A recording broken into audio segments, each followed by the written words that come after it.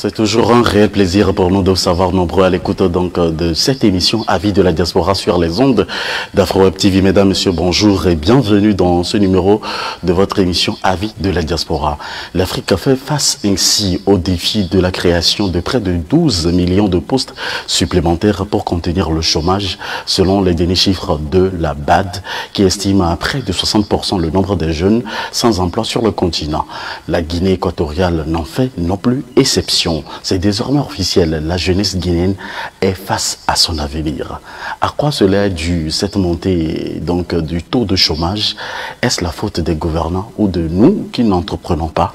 Au cours de cette émission, nous évoquerons également différents problèmes et des solutions du chômage, de la vie chère en Afrique. Et dans la seconde partie, le rapprochement que nos analystes font également en matière politique de la Guinée-Conakry, de cette situation qui prévaut en ce moment en Guinée et également comparativement au Togo. Également pour nous honorer, surtout donc faire un zoom sur ces questions de l'heure, nous avons en studio avec nous le président de IADA, entendez par là, Initiative africaine pour le développement de l'Afrique, M. Yempapo Yemboama, un habitué de ce studio, l'un de nos analystes qui ne cesse de soutenir également ce projet Avis de la diaspora. M. Yempapo, bonjour, comment va IADA? Bonjour Moïse, bonjour à tous les spectateurs, bonjour Monsieur Classio, content de vous retrouver aujourd'hui pour partager encore une fois les défis de notre continent. Merci M. Mpapo d'avoir accepté notre invitation. Mesdames, Messieurs, vous êtes au bon endroit pour décrypter les sujets de l'heure. Et nous avons également un expert, un consultant politique, celui qui se dit leader de la diaspora consciente. Est-ce qu'il y a une diaspora inconsciente? On en parlera. Ma première question pour vous, M. Classio, comme bonjour, c'est de savoir s'il y a une diaspora inconsciente et c'est quoi?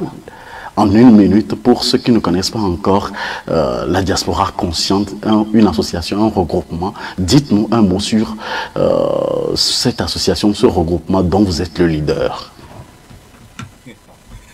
Merci beaucoup. Avant d'en arriver à votre question, je tiens d'abord à saluer solennellement toutes les téléspectateurs et tous les téléspectateurs qui nous suivent aujourd'hui sur cette chaîne, une initiative noble de la diaspora africaine pour pouvoir porter les voix et orienter les choses à celles et ceux qui nous suivent aujourd'hui. Avant de commencer, je vais leur dire que vous soyez en Guinée, Mali, Togo, Gabon, Cameroun, Tchad ou de la Côte d'Ivoire, restez ensemble avec nous pour dire l'Éternel est notre berger. Nous ne manquerons de rien. Il nous fait reposer dans des verts pâturages. Il nous dirige près des eaux paisibles. Et cette eau paisible, c'est la jeunesse africaine, la génération consciente debout. Mesdames, Mesdemoiselles et Messieurs, la diaspora inconsciente, elle peut exister. De la manière dont les gens conçoivent les choses, la réalité et la vérité des faits. La diaspora consciente, un terme qui représente notre cabinet, qui n'est pas un parti politique, un groupe. C'est un cabinet de consulting qui regroupe effectivement des gens qui doivent travailler pour pouvoir essayer de passer le message essentiel sur le continent africain, rester dans la diaspora en toute sécurité, en toute protection, pour pouvoir faire véhiculer le message, aller en mission, conscientiser les gens qui peuvent agir. Et c'est ça la diaspora consciente. La diaspora consciente n'est pas ce que certains zouaves veulent dire sur certaines chaînes. Ils ne comprennent pas le sens administratif du haut niveau pour pouvoir faire les choses.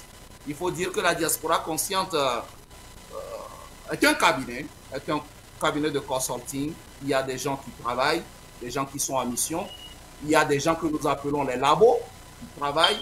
Nous voulons agir sur le continent africain afin d'arrêter la dictature et ses manifestations. Et c'est ce que nous sommes en train de faire à travers le phénomène que nous appelons la conscience humaine. Et la conscience humaine va se faire écouter. Conscience humaine. Merci, M. Classio Kotoglo. Merci, M. Yampapou, d'avoir accepté notre invitation. Première question, la vie chère. Et ça devient cher. Vous l'avez vous-même constaté également du côté de l'Afrique, où vous étiez il y a de cela quelques semaines. M. Yampapou, comment analysez-vous ce phénomène de vie chère et surtout du chômage en Afrique, M. Yampapou? Alors, merci. Vous savez, la vie chère, c'est comme, j'allais dire, quelque chose que le monde entier partage.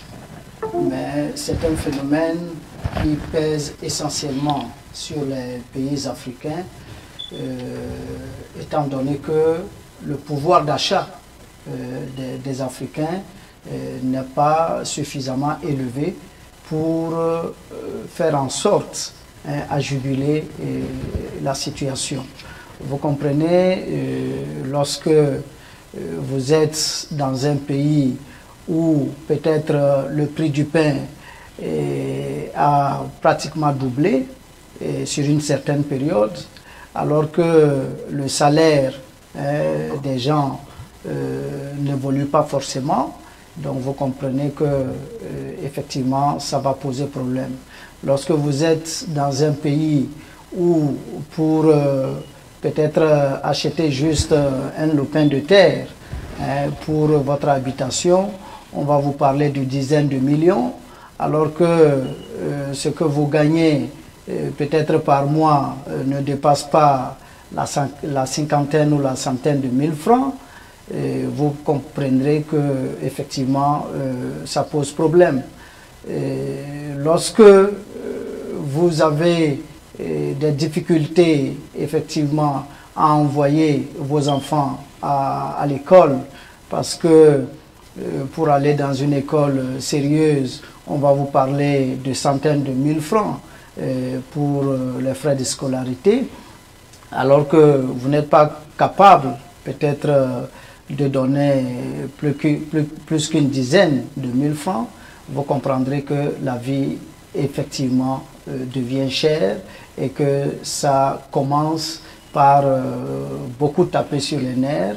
Et je crois que c'est un phénomène qui est appelé vraiment à changer.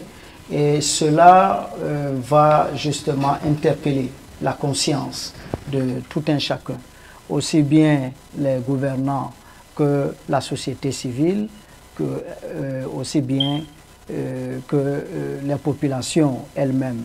Donc je crois que l'objet de ce débat aujourd'hui a pour but de voir comment permettre la création d'emplois qui est en réalité une partie de la solution de cette vie chère-là, et comment est-ce que nous pouvons apporter peut-être nos points de vue, nos avis, nos idées, pour permettre que, au moins à travers la création d'emplois, cela puisse permettre de contribuer à rééquilibrer la situation. Donc vivement que dans ce débat, nous puissions avoir les éléments nécessaires pour permettre à nos pays de pouvoir sortir de cette situation dramatique qui touche nos populations. Merci M. Yampapou, vous avez été tellement bref et précis sur votre première intervention. Alors, vous pouvez nous appeler en participant à cette émission sur le +1 319 462 89 79 319 462 89 79 par appel WhatsApp ou par appel direct également. Vous êtes conviés tous à contribuer de votre manière aussi avec vos idées en cet instant T. Mesdames, Messieurs, merci à tous de votre fidélité d'écoute et de votre attention que vous ne cessez de nous renouveler sur le www.afrowebtv.com. Monsieur Classio, quels sont les facteurs qui expliquent ce taux de chômage élevé en Afrique? Bon, quand nous parlons de chômage, taux de chômage élevé en Afrique, d'abord, il faut placer le terme même dans son contexte, en le situant par rapport aux pays africains. Il faut dire que le chômage en Afrique est généré beaucoup plus par le manque d'industrialisation la prise de conscience au niveau de la gouvernance des pays, une gouvernance qui ne produit pas les infrastructures, les entreprises, les industries, pour pouvoir consommer ce qui sort des universités, les citoyens et les citoyens sortent des universités. On forme les étudiants sur une vision vague, il n'y a pas une précision dans la formation, et puis ensuite on nous inculque tout en Afrique sans nous orienter sur des débouchés de travail. Donc cela est un facteur très important qui ne peut que produire ce qu'on appelle le chômage. Si vous produisez plus des universitaires, vous formez des gens dans des centres de formation, les centres qui se créent par n'importe qui aujourd'hui en Afrique, il suffit seulement que tu aies un peu de connaissances provenant de la diaspora ou bien même sur le territoire continental, et puis ensuite tu ouvres un cabinet, tu ouvres quelque chose, tu formes des gens sans leur promettre ce qu'on appelle les débouchés, c'est-à-dire l'emploi qui est là. Ce phénomène ne peut que produire ce qu'on appelle le chômage. Ce n'est pas de la magie et je ne sais pas comment les gouvernants ne conçoivent pas ce phénomène qui est flagrant. C'est ce phénomène important qui est l'élément central de la création du chômage. Donc on forme les universitaires, on forme des gens tout juste pour une porte de chômage. Et en plus de ça, il faut préciser la mauvaise gouvernance et la mauvaise foi des gouvernants africains. Surtout, si on parle de l'Afrique d'une manière générale, il faut parler de l'Afrique francophone. Et quand on parle de l'Afrique francophone, il faut aller dans une spécificité bien précise, l'Afrique francophone occidentale. Le chômage est le pain quotidien de tous les citoyens. Le gars est en train d'aller à l'école, il n'a pas une vision à la sortie de l'école. Donc, vous voyez que le continent, surtout le pays francophone, où il y a les pays francophones, ne peuvent que produire ce qu'on appelle les chômeurs. C'est ce qui se passe actuellement sur le territoire togolais. La mauvaise foi des gouvernants, la mauvaise gouvernance, et puis ensuite le manque cruel de la vision industrielle et la vision de création d'emplois. Tout ça là fait qu'aujourd'hui nous stagnons et nous sommes au point zéro.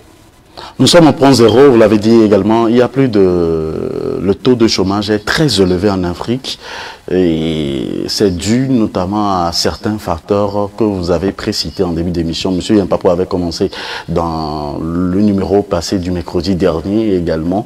Et malgré tout ça, là, il y a également l'augmentation des prix des denrées alimentaires et l'augmentation du prix d'essence, du pétrole, alors que nos pays africains sont producteurs aujourd'hui du pétrole et de certaines ressources minières qui ne nous permettent pas de créer l'emploi, qui nous permettent de créer l'emploi chez nous en Afrique. Comment justifiez-vous ce phénomène, monsieur Yampapo? Bon, moi je crois que lorsque nous parlons de l'emploi, de manière générale, pour ce qui concerne l'Afrique, on est bien obligé de mettre le doigt là où il faut effectivement le mettre. Et il y a un manque d'emploi parce que tout simplement, dans nos pays, on n'a pas suffisamment de richesse pour, quand je parle de richesse ici, je vais parler de liquidité pour pouvoir créer justement ces emplois-là. Alors, c'est la raison fondamentale qui explique le fait que le chômage est en hausse. Mais parfois, on est parfois mis sur des mauvaises pistes. Parce que ce sont des thématiques que malheureusement l'Occident, avec sa façon de faire les choses, de voir les choses, vient donc nous orienter à aller que dans un sens. Et c'est pour cela que moi je pense qu'il va falloir prendre le temps qu'il faut pour essayer de comprendre les différentes facettes de ce que nous appelons chômage ici. Parce que quand on dit par exemple qu'en Afrique, il y a par exemple 80% de chômeurs, et qu'est-ce que ça veut dire concrètement? D'abord, est-ce que les gens savent que pour même prétendre être chômeur, selon les définitions qui nous sont offertes par justement la vision occidentale, c'est qu'il faut avoir un certain niveau de diplôme. Ça veut dire que on vous a en réalité formé jusqu'à un certain niveau donné, et à ce niveau-là, vous devez pouvoir servir à quelque chose.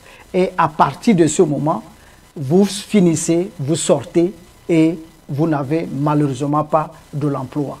Il y a dans des pays où c'est peut-être à partir du bac qu'il faut être capable de pouvoir postuler à des emplois.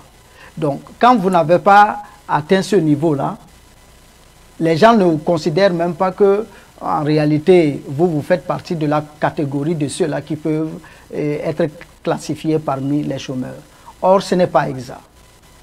Alors, en Afrique, la majeure partie des populations est concentrée justement dans, j'allais dire, les villages, où, en tout cas, l'agriculture est l'activité principale qui concerne pratiquement 60 à 80%, qui occupe en tout cas 60 à 80% de nos populations.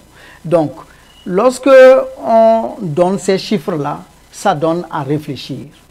Et donc, pour recadrer les choses, moi, je suis en train de voir les éléments qui expliquent en réalité le fait que nous ne sommes pas capables de trouver de l'emploi de manière suffisante chez nous. D'abord, la première des choses, c'est au niveau de nos États. Au niveau de nos États, il n'y a pas une certaine vision qui va permettre d'aboutir à une certaine autonomie qui va permettre justement de prendre des décisions en toute quiétude pour pouvoir aller dans le sens de la satisfaction des besoins des populations. Parce que pour créer de l'emploi, il suffit tout simplement qu'un chef d'État, par exemple, prenne un décret dans un secteur bien déterminé et vous allez voir que le lendemain, les choses vont suivre leur cours. Je prends un exemple.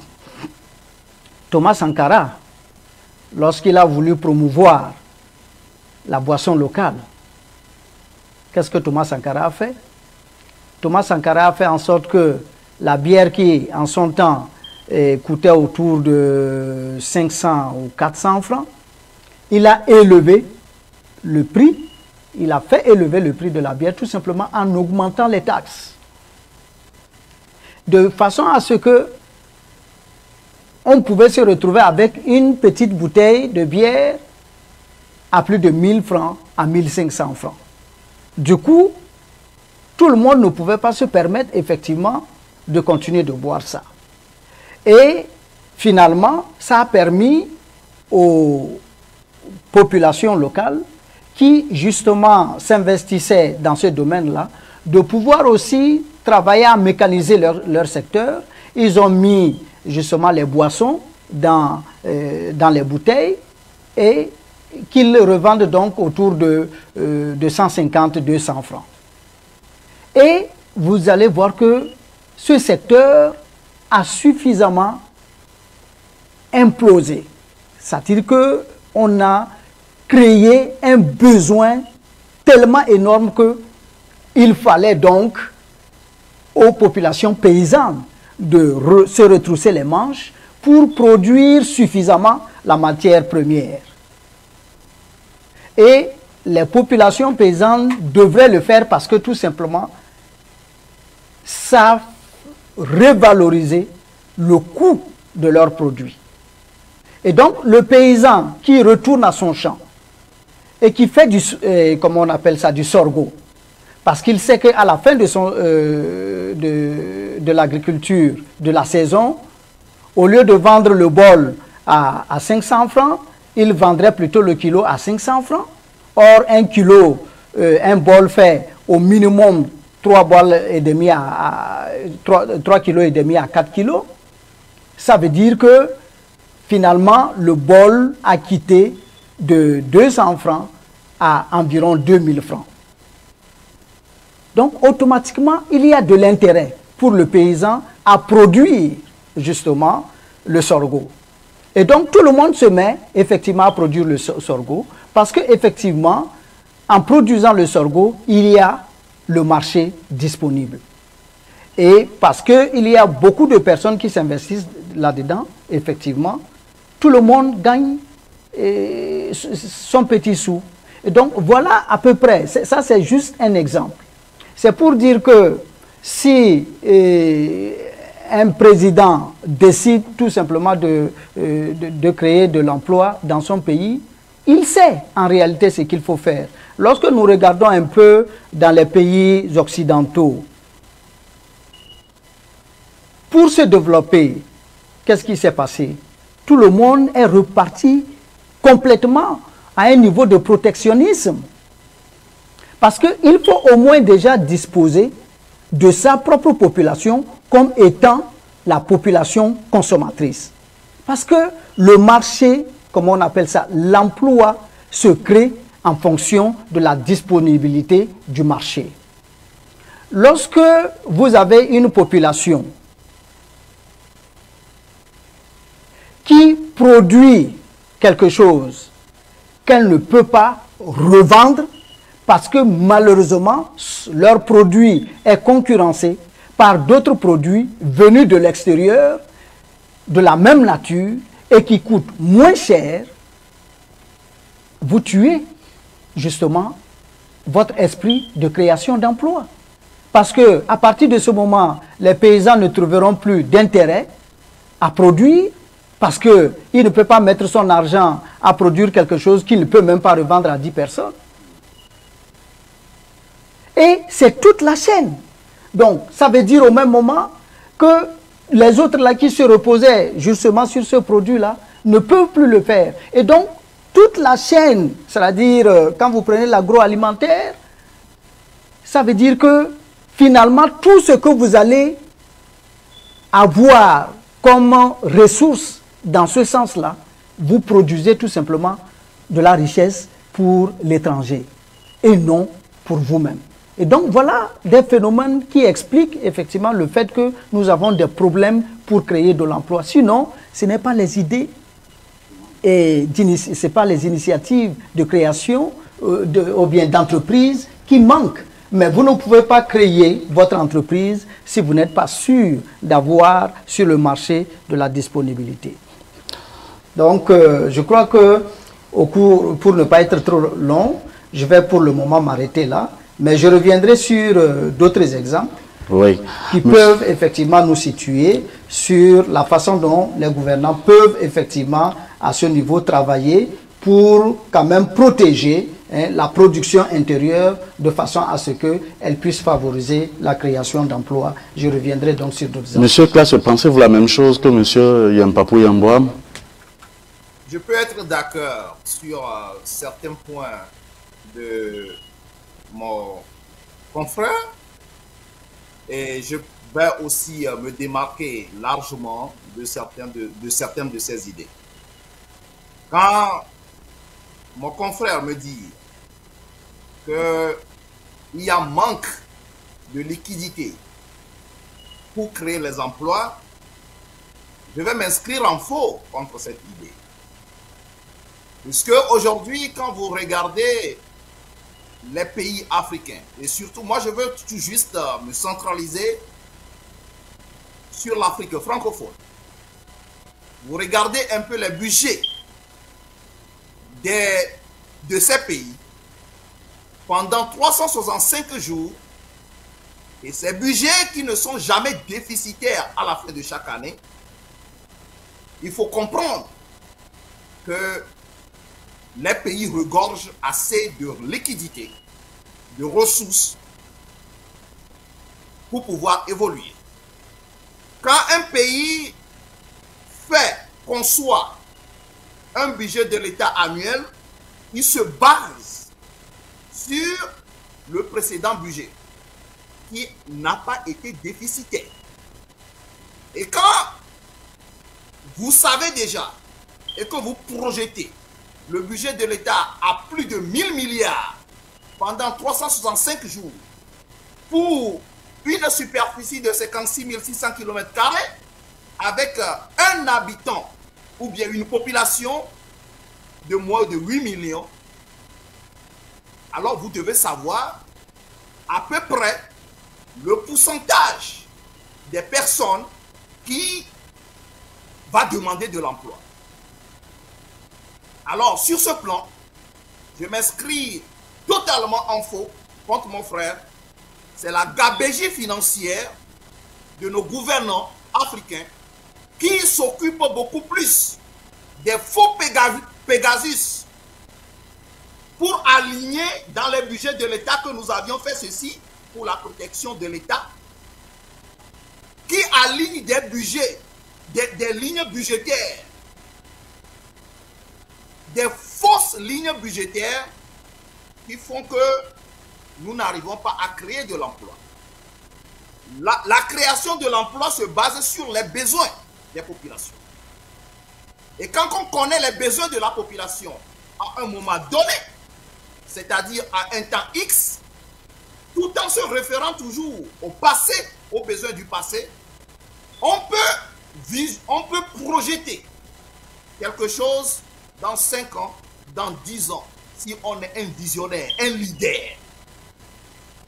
Ce manque de la vision étatique dans nos pays francophones fait que les gouvernants, les dictateurs et leurs conseillers inintelligents pataugent dans ce qu'on appelle la gouvernance. Et c'est ça, la raison primordiale. Si vous parlez des ressources, les ressources, nous en avons à gogo. Et nous les vendons aussi. Et nous avons aussi les revenus qui arrivent. Si vous prenez, par exemple, la ligne des taxes dans les pays internes, vous allez regarder les lignes budgétaires à la fin de l'année au Togo, par exemple, vous vous rendez compte qu'une population de moins de 8 millions à 9 millions d'habitants, sur une superficie de 56 600 km², si on fait un peu économie de la gabegie, il y aura la création de l'emploi à tous les niveaux au Togo, en se basant sur les besoins des différentes préfectures, des différentes villes, des différents quartiers et des différents villages. On ne se soucie pas de ça. On se soucie seulement de la sécurité du président de la République et non la sécurité des citoyens. Et on dépense énormément en se lançant dans ce qu'on appelle la gabegie financière que la jeunesse africaine ne commence pas à arrêter à certains niveaux. Et c'est ça qui fait que nous ne créons pas de l'emploi. Le second aspect est que quoi? Il y a une inadéquation entre la formation qu'on donne aux universitaires ou bien dans les centres de formation et ce qu'on a projeté à créer comme emploi.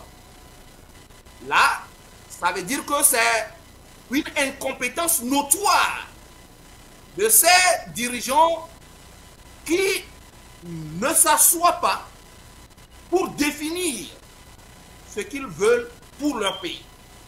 Et c'est ça qui fait que on patauge dans la mauvaise gouvernance dans les pays francophones surtout. Le troisième point est que dans les pays francophones, comme la majorité des présidents ne sont pas élus par les peuples, il n'y a pas ce qu'on appelle une légitimité de prise de décision. Ce manque de légitimité de prise de décision fait que le président n'a pas les mains libres ou bien les institutions ne sont pas ouvertes pour les besoins des populations. Quand les institutions d'État sont téléguidées par le sauvage français, alors vous allez voir que nous ne pouvons, qui ne connaît même pas les réalités du terrain, vous allez voir que nous aurons toujours ce qu'on appelle un taux élevé du chômage. Parce que quand le sauvage français qui établit la loi sur le territoire français veut qu'il y a du désordre sur le territoire, le continent africain veut seulement son intérêt. Et quand on n'a pas un président clairvoyant, un président décisionnaire, un président visionnaire, des gens qui s'accrochent comme des chauves-souris au pouvoir, ils ne peuvent que suivre bêtement ces sauvages qui dictent les lois à leur profit. Et quand on rassemble tous ces facteurs, vous allez voir que en business administration, nous ne pouvons pas créer de l'emploi en Afrique. Les ressources sont pillées par le sauvage français. Les ressources sont mal achetées par le sauvage français. Alors, nous n'avons pas d'éléments essentiels pour pouvoir créer de l'emploi.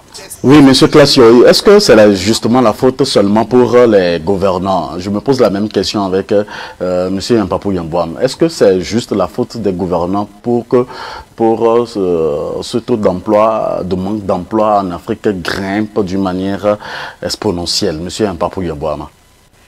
De toute façon, moi je crois que quand on vient justement en antenne, c'est pour permettre d'apporter des éléments quand même à nos concitoyens pour qu'on puisse justement analyser tout ce qui est en jeu. Et moi je crois que oui, c'est vrai, nos dirigeants sont en partie responsables, mais on ne peut pas totalement rejeter toute la responsabilité rien que sur nos dirigeants. Je crois savoir que quelqu'un comme M. Classio, qui dit que nos pays disposent quand même de suffisamment de liquidités et de suffisamment de richesses, je veux parler de ressources naturelles, qu'il devrait justement savoir que cette liquidité dont il parle ne vient pas de nos pays. Et tout le monde sait que ces liquidités-là, ces budgets dont il parle là, c'est le FMI, c'est la Banque mondiale et tous les autres qui apportent les capitaux à nos pays. Et ensuite, vous avez toutes les multinationales et autres là qui entrent en jeu. Bon, maintenant, lorsque tous ces gens-là sont en jeu, ils ne sont pas là pour nos beaux yeux. Donc, automatiquement, quand vous prenez l'argent des autres, c'est eux qui vous disent comment mener votre politique. Donc, voilà à quel niveau je trouve que nos dirigeants n'ont pas le courage politique nécessaire. Voilà. Maintenant, la création d'emplois, ce n'est pas l'apanage que des seuls gouvernants. D'ailleurs, tout le monde sait que c'est le privé qui, dans tous les pays du monde, que ce soit aux États-Unis, en France, partout, quand vous regardez, comment on appelle ça, les agents de la fonction, relevant de la fonction publique, ils ne représentent absolument rien par rapport à ceux-là qui sont recrutés dans les privés. Or, le privé qui doit créer de l'emploi, justement, n'a pas de ressources. Quand on parle de liquidité, il faut que M. Classio comprenne. M. Moïse, si vous avez besoin, par exemple, d'installer une usine d'huilerie, par exemple, vous allez trouver où les moyens? Quand vous allez en banque, la banque ne vous prêtera jamais de l'argent parce que tout simplement, vous n'avez pas de garantie. Vous n'avez pas de garantie, la banque ne va pas mettre son argent à votre disposition. Et malheureusement, vous allez voir que du jour au lendemain, d'autres personnes quand même, notamment à travers les multinationales, viennent réaliser quand même votre projet. Exactement, c'est ce qui se passe. Et donc, moi je crois qu'il faut qu'on comprenne une chose. La responsabilité de nos dirigeants sont là, d'une part, mais il y a aussi des phénomènes quand même qui les échappent. Et moi je crois que les gens comme Sylvanus Olympio ne sont pas quand même morts pour rien.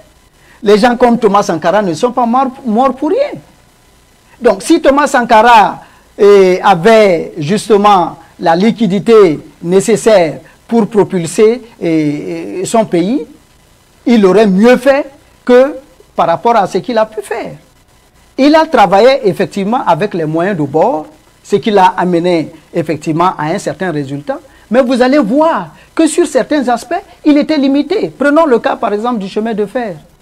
Thomas Sankara n'avait pas les moyens nécessaires pour faire effectivement ce travail-là. Il a dû se reposer sur la population pour poser effectivement le fer à main nue. Et ce qui a fini par faire en sorte que les populations se retournent encore contre lui, comme quoi justement il les prenait pour des esclaves. Il a fallu longtemps après qu'il soit assassiné que les gens comprennent que justement ce qu'il était en train de faire, c'était la voie pour nous libérer.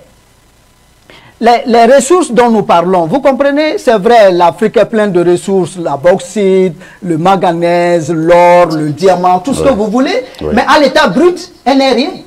C'est-à-dire que voilà des trucs qui sont enfouis sous vos sols, qu'il faut aller chercher et traiter pour que ça devienne justement quelque chose. Si vous avez du pétrole, il faut aller et il faut trouver les moyens, la technologie et tout ce qu'il faut pour aller effectivement sortir ce pétrole-là sous sol avant qu'il ne devienne effectivement une richesse. Moi, je crois que nous sommes là pour essayer de voir comment il faut effectivement peut-être orienter nos dirigeants vers des pistes, mais pas surtout pour insulter, quoi. Sinon, alors, on ne trouvera pas de solution. Oui, monsieur Mpapo, nous sommes là pour trouver la solution maintenant.